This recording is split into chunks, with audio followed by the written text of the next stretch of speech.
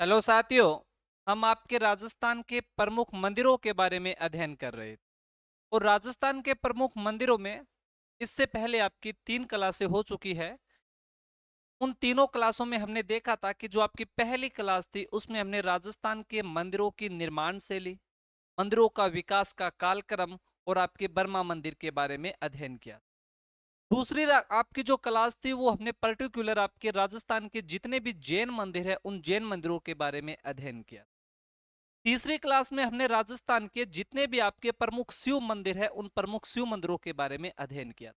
और आज की क्लास में हम आपके राजस्थान के प्रमुख सूर्य मंदिर के बारे में अध्ययन करने वाले हैं कि राजस्थान के सूर्य मंदिर कौन कौन से आपके हैं।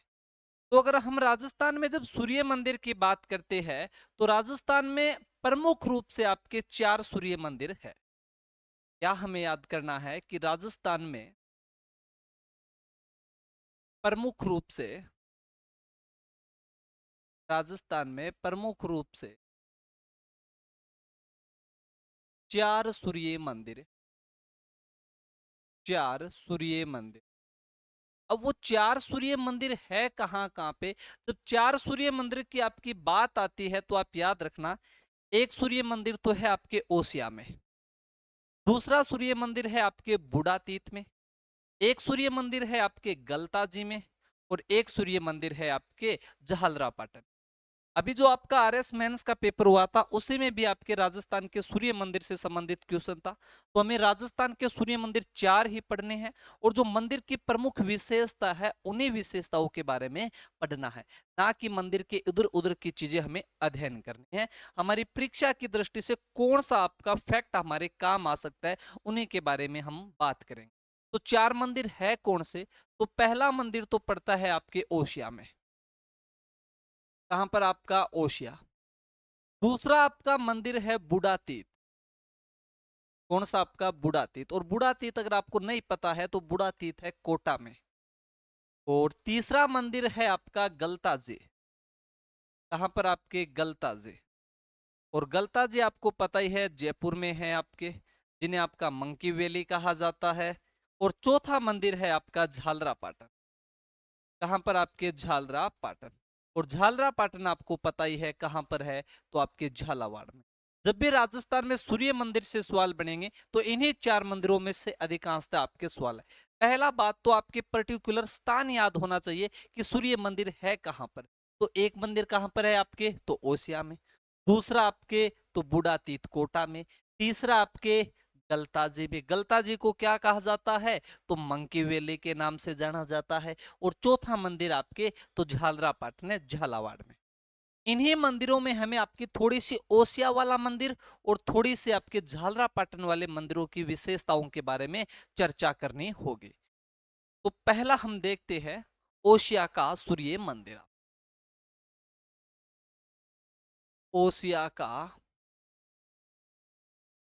सूर्य मंदिर। जब ओसिया के सूर्य मंदिर की विशेषताओं की बात आती है तो आपको क्या ध्यान रखना है ओसिया के सूर्य मंदिर में। ओसिया के सूर्य मंदिर में आप याद रखोगे कि एक तो इस मंदिर का निर्माण किसने करवाया था। ओसिया सूर्य मंदिर का जो निर्माण है वो आपके प्रतिहार शासक वत्सराज ने करवाया। किसने, आपके तो प्रतिहार शासक वत्सराज ने इसका निर्माण करवाया। ये जो आपके ओसिया का सूर्य मंदिर है, ये ओसिया का सूर्य मंदिर आपके राजस्थान का कोणार्क या भुवनेश्वर आपका कहलाता है। इसे राजस्थान का ब्लैक पेगोडो के नाम से भी जाना जाता है। तो ओसिया के मंदिर में 3-4 चीजें हमें आपकी याद रखनी होगी कि वत्सराज प्रतिहार ने इसका निर्माण करवाया। इसे राजस्थान का कोणार्क या राजस्थान का भुवनेश्वर कहा जाता है। इसे राजस्थान का ब्लैक पेगोडा कहा जाता है। और जो वत्सराज प्रतिहार निर्माण करा रहा है तो निश्चित रूप से आपके गुजर प्रतिहार या फिर महामारू शैली में इस मंदिर का निर्माण हुआ था। तो क्या क्या बातें याद रखोगे आप। पहली बात, इस मंदिर का निर्माण, इस मंदिर का निर्माण वत्सराज प्रतिहार ने करवाया।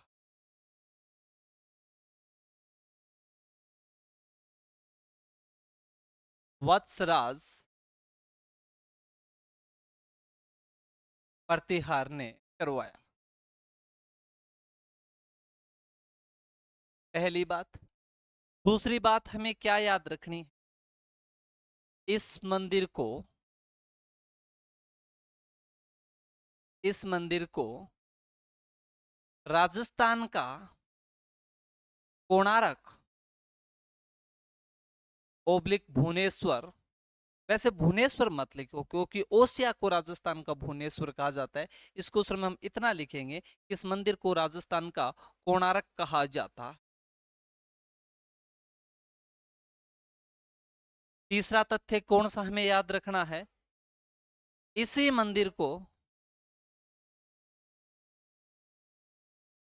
मंदिर को राजस्थान का ब्लैक पेगोडा कहा जाता है।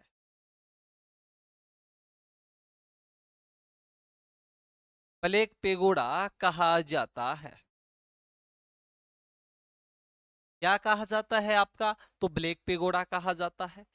इसके बाद में चौथी बात हमें क्या याद रखनी है कि ये मंदिर है, ये महामारू शैली में आपका निर्मित। कौन सी शैली में, क्योंकि जब वत्सराज प्रतिहार आपका निर्माण करवा रहे हैं तो वत्सराज प्रतिहार गुर्जर प्रतिहार कालीन शासक है और महामारू शैली का ही उपनाम है गुर्जर प्रतिहार कालीन शैली। तो इस मंदिर का निर्माण इस मंदिर का निर्माण इस मंदिर का निर्माण महामारू शैली में किया गया है। महामारू शैली में किया गया है। कौन सी शैली में किया गया, तो आपके महामारू शैली में। तो चार मंदिरों में से एक मंदिर जो ओसिया का है, इसमें हमें आपके ये चार फैक्ट आपको याद रखने हो। किसका निर्माण किसने करवाया, तो आपके वत्सराज प्रतिहार। इसको राजस्थान का क्या कहा जाता, तो आपका कोणार्क कहा जाता। इस मंदिर को और क्या कहा जाता, तो राजस्थान का ब्लैक पेगोडो कहा जाता है। और इस मंदिर का निर्माण कौन सी शैली में हुआ, तो इस मंदिर का निर्माण आपके महामारू शैली में हुआ। इसके बाद में एक और आपका जो सूर्य मंदिर है, अभी हमने देखा था आपका झालरा पाटन वाला, इसके बारे में थोड़ी सी हमें और चर्चा करनी होगी। तो आगे लिखो आप, झालरा पाटन का सूर्य मंदिर। झालरा पाटन का सूर्य मंदिर। अब झालरा पाटन के सूर्य मंदिर की क्या क्या हमें बातें याद रखें। जब झालरा पाटन के सूर्य मंदिर की बात आएगी तो इसकी कौन सी फैक्ट हमारे पेपर में आएगा, तो पहली बात हमें याद रखनी है कि झालरा पाटन के सूर्य मंदिर को सप्त सहेलियों का मंदिर कहा जाता है। क्या कहा जाता है, आपके सप्त सहेलियों का मंदिर कहा जाता है। तो पहली बात, इसे सप्त सहेलियों का सप्त सहेलियों का सप्त सहेलियों का मंदिर कहा जाता। क्या कहा जाता है इसे आपके, तो इसे आपके सप्त सहेलियों का मंदिर कहा गया है। इसके साथ साथ एक बात आपको और ध्यान रखनी है कि जो आपका झालरा पाटन वाला मंदिर है, इस मंदिर की जो रथिका है, कि जो आपके मंदिर की रथिका है, उसमें सूर्य की तो प्रतिमा लगी ही हुई है, पर सूर्य के साथ साथ विष्णु भगवान की भी क्या लगी हुई है, प्रतिमा लगी हुई। तो दूसरी बात हमें क्या याद रखनी है, इस मंदिर के इस मंदिर के रथिका में सूर्य के साथ साथ सूर्य के साथ साथ विष्णु भगवान की प्रतिमा लगी हुई, विष्णु भगवान की प्रतिमा लगी हुई है। किसकी प्रतिमा लगी हुई है, तो विष्णु भगवान की प्रतिमा लगी हुई है। इस मंदिर के जो रथिका है उसमें जो सूर्य भगवान की प्रतिमा लगी हुई है, और सूर्य भगवान को इस प्रकार से दर्शाया गया कि उनके जो जूते हैं वो घुटने तक पहने हुए है। तो इस मंदिर में जो सूर्य प्रतिमा है, उन्होंने जूते हैं वो घुटने तक पहने हुए आपकी प्रतिमा लगी हुई है। तो क्या याद रखना है, सूर्य भगवान की प्रतिमा सूर्य भगवान घुटनों तक जूते पहने हुए जूते पहने हुए प्रतिमा लगी हुई।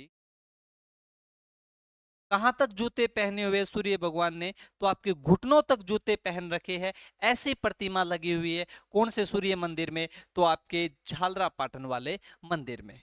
इसके अलावा एक बात और याद रख लेना, इससे आपका पद्मनाभ मंदिर भी कहा जाता है।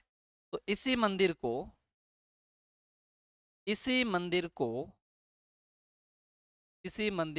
पद्मनाभ मंदिर कहा जाता है। पद्मनाभ मंदिर कहा जाता। बस इतनी बात याद रखनी। कौन से? झालरा पाटन। इसको क्या कहा जाता? तो सप्तशैलियों का मंदिर कहा जाता। रथिका में सूर्य के साथ साथ और किसकी प्रतिमा है? तो आपके विष्णु भगवान की प्रतिमा है। यहाँ पे जो सूर्य भगवान की प्रतिमा है वो कैसी है? तो सूर्य भगवान ने जूते पहन रखे हैं, और वो भी जूते कहाँ तक आपके? तो उनके जूते घुटनों तक आते हैं। और इसी मंदिर को क्या कहा जाता है? तो आपके पद्मनाभ मंदिर कहा जाता है।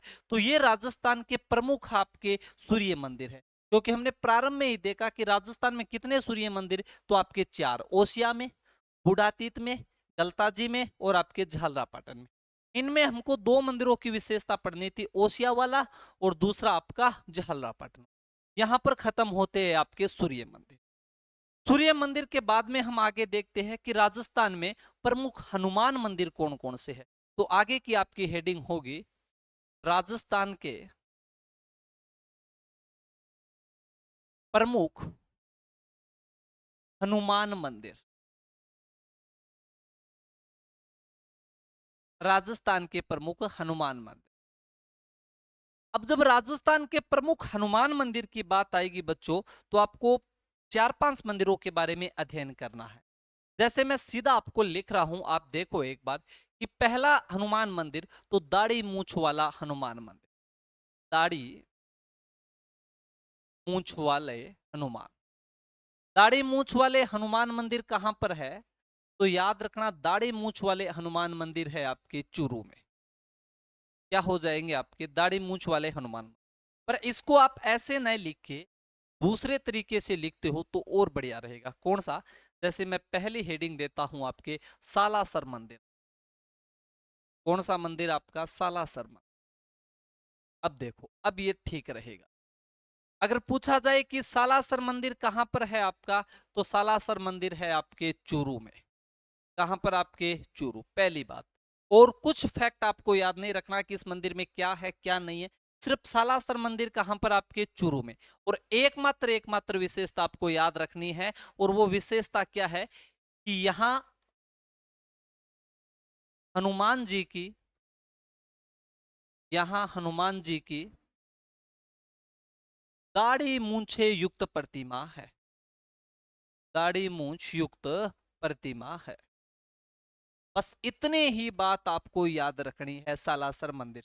इस मंदिर से और कोई सवाल नहीं बनेगा। सिर्फ इतना ही सवाल बनता है बार बार में आपके कि जो आपके दाढ़ी मूंछ वाले हनुमान जी का मंदिर है वो कहां पर है? तो दाढ़ी मूंछ वाले मंदिर आप है वो सालासर में है। और सालासर कहां पर पड़ता है? आपके चूरू में पड़ता है। दूसरे मंदिर की तरफ हम चलते हैं तो एक मंदिर है आपका मेहंदीपुर बालाजी। मेहंदीपुर बालाजी। अब मेहंदीपुर बालाजी मंदिर कहां पर है? तो जब मेहंदीपुर बालाजी की बात आती है तो याद रखना, आपके मेहंदीपुर बालाजी है वो आपके दौसा में है। कहां पर है? आपकी दौसा में। और मेहंदीपुर बालाजी मंदिर की 2 विशेषताओं के बारे में हमें याद रखना। एक तो यहाँ पे जो प्रतिमा लगी हुई है वो बालाजी के बाल रूप की प्रतिमा है। तो हनुमान जी के या बालाजी के किस मंदिर में इनकी प्रतिमा बाल रूप में स्थित है? तो मेहंदीपुर बालाजी में। मेहंदीपुर बालाजी कहां पर है आपका? तो मेहंदीपुर बालाजी दौसा में स्थित है। और क्या विशेषता है? तो मेहंदीपुर बालाजी मंदिर में भूत प्रेत के रोग का निवारण किया जाता है। तो वो मंदिर कौन सा है? आपका मेहंदीपुर बालाजी। तो क्या क्या हमें आपका याद रखना होगा? हमें सिर्फ इतना याद रखना है, पहली बात कि मेहंदीपुर बालाजी कहां पर? आपके दौसा में। कहां पर है? आपके दौसा में। दूसरा फैक्ट कौन सा याद रखना है कि यहां पर हनुमान जी की, यहां पर हनुमान जी की, यहां पर हनुमान जी की बाल रूप प्रतिमा स्थित है। बाल रूप प्रतिमा स्थित, बाल रूप प्रतिमा स्थित है, और बाल रूप प्रतिमा की क्या की जाती है, आपकी पूजा की जाती है। और तीसरा फैक्ट हमें याद रखना है, यहां पर, यहां पर भूत प्रेत रोग का निवारण किया जाता है। रोग का निवारण किया जाता है। तो ये बातें ध्यान रखनी है किसके, आपके, तो मेहंदीपुर बालाजी के। किसी में भूत बढ़ गया है, किसी में प्रेत बढ़ गया है, तो वो मेहंदीपुर में बालाजी में जाओ, वहां पे धोक लगाओ और आपके इस रोग से मुक्ति पाओ। तो याद रखना हमें क्या क्या है आपका, कि सीधी सी, कि मेहंदीपुर बालाजी कहां पर है, दौसा में। किस रूप में पूजा की जाती है, तो बाल रूप प्रतिमा है, तो बाल रूप में ही इनकी पूजा की जाती है। तीसरी बात, यहाँ पे कौन से रोग का इलाज है, तो भूत प्रेत के रोग का इलाज है। सालासर मंदिर कहां पर है, आपके चूरू में है।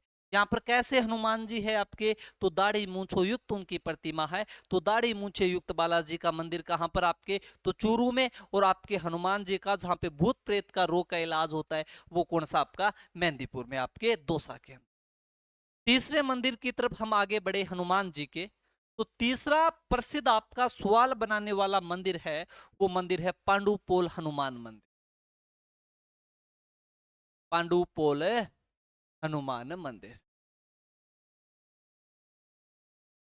कौन सो मंदिर थारो, तो पांडुपोल हनुमान मंदिर।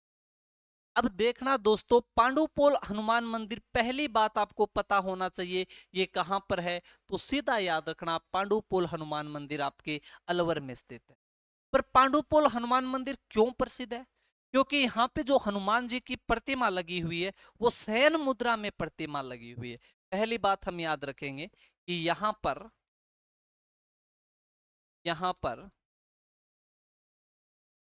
हनुमान जी की प्रतिमा, हनुमान प्रतिमा, हनुमान प्रतिमा शयन मुद्रा में, शयन मुद्रा में, और शयन मुद्रा में प्रतिमा है। तो जब मैंने आपको सभ्यता पढ़ाई थी, तब इस चीज के बारे में जिक्र किया कि अलवर के अंदर हनुमान जी का मंदिर होना, पांडुपोल का शयन मुद्रा में, कहीं ना कहीं संकेत दे रहा है कि आपके निश्चित रूप से पांडवों ने अज्ञातवास वो आपके मत्स्य प्रदेश में बिताया था। आपके मत्स्य, आपका जो है, जो विराट नगर वाला, जो बेराट वाला क्षेत्र। क्यों, क्योंकि जो हनुमान जी की शयन प्रतिमा है, ये हम देखते हैं, आपका उल्लेख मिलता है ग्रंथों में कि एक बार आपके जो भीम थे, उन भीम को अपने बल के ऊपर बहुत ज्यादा ही आपका घमंड हो जाता है, और वो आपके अज्ञातवास के दौरान होते हैं। इसलिए इनके घमंड को दूर करने के लिए हनुमान जी आते हैं। भगवान कृष्ण की आज्ञा पे कौन आते हैं, आपके हनुमान जी आते। और हनुमान जी थे, वो हनुमान जी अपने बूढ़े वृद्ध आपके बंदर का रूप बनाते, और बंदर का रूप बना के इस प्रकार के आपके सो जाते हैं, जहां से भीम जिस रास्ते से गुजरने वाला था। जैसे वो सो गए, तो आपका भीम आता है, और भीम उन बूढ़े वृद्ध बांदर को देख के कहता है कि मेरे रास्ते से हट जाओ। पर ये वृद्ध बांदर था, ये ध्यान नहीं देता। भीम फिर कहता है कि तुम हट जाओ, वरना मैं तुम्हारी पूंछ पकड़ के तुमको यहां से दूर धकेल दूंगा।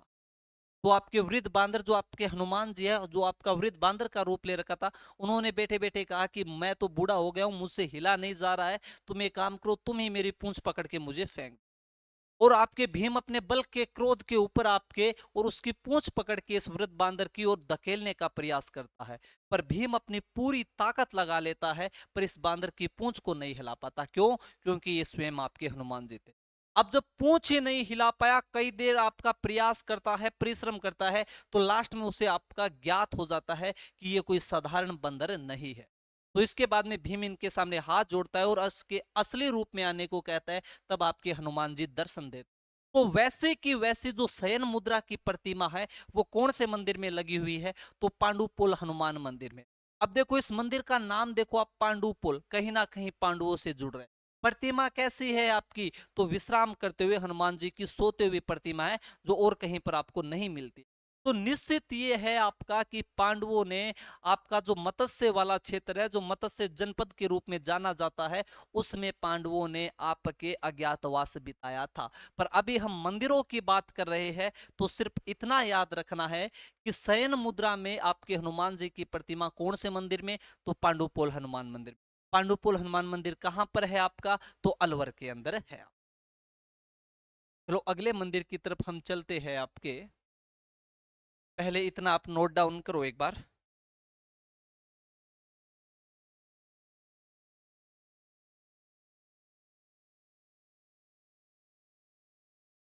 अगले मंदिर की तरफ हम चले तो अगला मंदिर है आपके अंजनी माता हनुमान मंदिर। कौन सा? अगला मंदिर है आपके अंजनी माता, अंजनी माता हनुमान मंदिर। अंजनी माता हनुमान मंदिर। अब अंजनी माता हनुमान मंदिर की बात करें तो पहली बात कि अंजनी माता हनुमान मंदिर कहां पर है आपके? तो अंजनी माता हनुमान मंदिर है आपके पांचना में। और पांचना कहां पर पड़ता है? आपके करौली में। तो पहला इफेक्ट क्या हो जाएगा आपका? ये मंदिर है कहां पर आपका? तो पांचना। और पांचना कहां पर पड़ता है आपके? तो करौली। कहां पर? आपके करौली। इस मंदिर की विशेषता क्या है? तो इस मंदिर की जो प्रतिमा है, इस प्रतिमा को इस प्रकार से दर्शाया गया है कि जो माता अंजनी है वो अपने पुत्र हनुमान को दुग्ध पान करवा रही है। तो दुग्ध पान करते हुए हनुमान जी की प्रतिमा कौन से मंदिर में स्थित है? तो पांचना करौली वाले में। पांचना करौली वाले मंदिर को किस नाम से जाना जाता है? तो अंजनी माता हनुमान मंदिर। क्या याद रखनी है दूसरी बात? इस मंदिर की प्रतिमा, इस मंदिर की प्रतिमा, इस मंदिर की प्रतिमा, इस मंदिर की प्रतिमा अंजनी माता, अंजनी माता हनुमान को दुग्ध पान करवाते हुए, दुग्ध पान करवाते हुए, दुग्ध पान करवाते हुए। तो ये हमें थोड़ी सी बात आपकी याद रखनी है कि हनुमान जी दुग्ध पान करते हुए किस मंदिर में प्रतिमा लगी हुई है? तो आपके पांचना वाला जो मंदिर है उसमें आपकी लगी हुई। अगले मंदिर की तरफ मैं चलता हूं तो एक और आपका महत्वपूर्ण हनुमान मंदिर है और वो है आपका तिरुपति बालाजी मंदिर। कौन सा मंदिर आपका? तो तिरुपति बालाजी मंदिर। अब ये देखो, ये मंदिर आपके दो चार फैक्टों सहित आपके सवाल बनाता है। अब क्या क्या याद रखने हैं तिरुपति बालाजी मंदिर के बारे में? तिरुपति बालाजी मंदिर के बारे में पहली बात हमें याद रखनी है कि तिरुपति बालाजी मंदिर है कहां पर? तो तिरुपति बालाजी मंदिर आपका सुजानगढ़ में है। और सुजानगढ़ कहां पर है? आपके चूरू में। पहला फैक्ट। दूसरी बात, जो तिरुपति का बालाजी मंदिर है ये आपके द्रविड़ शैली में मंदिर बना हुआ। जब हमने आपके मंदिर पढ़ने स्टार्ट किए थे तभी हमने बात की थी नागर शैली, द्रविड़ शैली और बेसर शैली। उत्तरी भारत के मंदिर नागर शैली, दक्षिण भारत के मंदिर आपके तो आपके द्रविड़ शैली, मध्य भारत के मंदिर आपके तो बेसर शैली। नागर शैली की तीन उप शैलियां तो पंचायतन शैली, एकायतन शैली और आपके महामारू शैली। महामारू की नवीनतम शैली तो भूमि शैली। पर तिरुपति बालाजी मंदिर कौन सी शैली में बना हुआ है? तो आपकी द्रविड़ शैली में बना हुआ है। इस मंदिर का जो निर्माण था वो आपके सोनलाल जानोदिया के द्वारा करवाया जाता है। इसके अलावा इस मंदिर को आपका वेंकटेश्वर मंदिर भी कहा जाता है। ये चार फैक्ट आपको याद रखने। क्या क्या? कि पहली बात ये कहां पर है आपका? तो ये आपका सुजानगढ़ में है। कहां पर आपका? सुजानगढ़। सुजानगढ़ कहां पर आपके? तो चूरू में। दूसरी बात क्या याद रखनी है हमें आपकी? यह मंदिर, यह मंदिर द्रविड़ शैली में, यह मंदिर द्रविड़ शैली में, द्रविड़ शैली में बना हुआ है। कौन सी शैली में बना हुआ है आपका? तो यह मंदिर द्रविड़ शैली में आपका बना हुआ। तीसरी बात, इस मंदिर का निर्माण इस मंदिर का निर्माण, इस मंदिर का निर्माण, इस मंदिर का जो निर्माण है वो आपके सोनलाल जानोदिया ने करवाया था। सोनलाल जानोदिया द्वारा, जानोदिया द्वारा। अगली बात क्या याद रखनी है हमें आपके, इस मंदिर को वेंकटेश्वर मंदिर कहा जाता है। इस मंदिर को वेंकटेश्वर मंदिर कहा जाता है।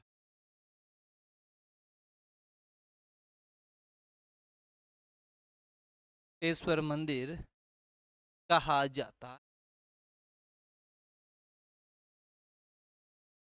अब देखो बच्चों, राजस्थान के प्रमुख मंदिर जो पेपरों में आते हैं वो तो यही आपके 5 हनुमान मंदिर।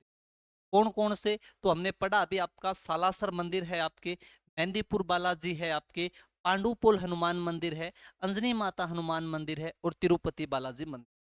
अब वैसे हनुमान मंदिरों को हम पढ़ना चाहे तो भाई आपके पूरे नहीं होंगे, क्योंकि हर गांव में हनुमान जी की 2-2 4-4 मंदिरें बने हुए हैं। पर हम पेपर को, परीक्षा को ध्यान में रखते हुए इन्हीं 5 मंदिरों के बारे में अध्ययन करें। इसके अलावा लिखना चाहो तो एक मंदिर और आप लिख सकते हो, जो आजकल बहुत ज्यादा आपका फेमस है, आपका इंछापूर्ण बालाजी। इंछापूर्ण बालाजी।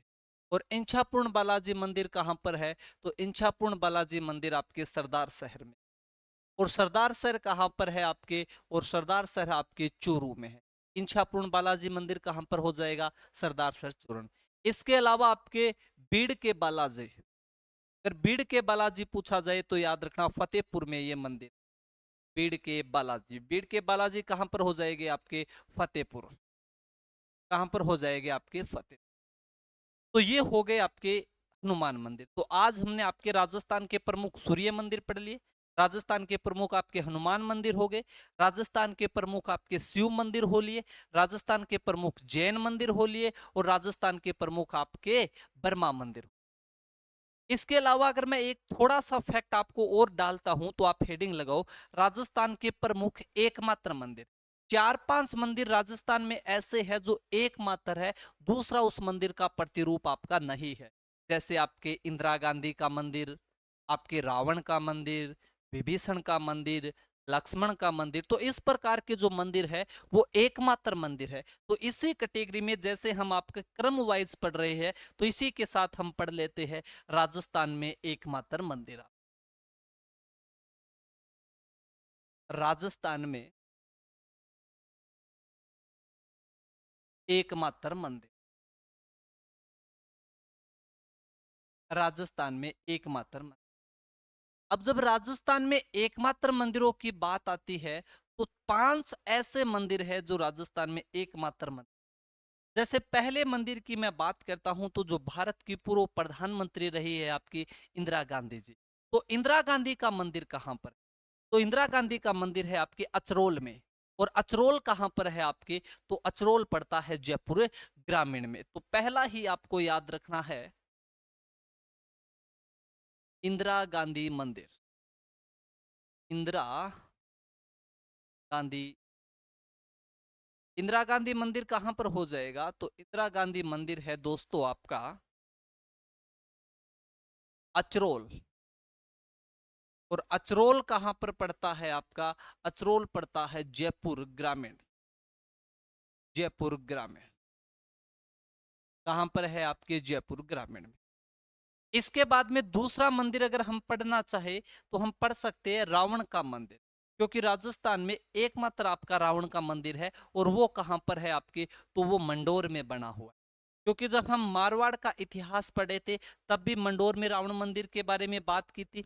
इसके अलावा जब हम गुजर प्रतिहार पढ़ते हैं और गुजर प्रतिहारों के संस्थापक पढ़ते हैं, तब भी हमने आपके बात की थी किसके, आपके, तो आपके रावण मंदिर की।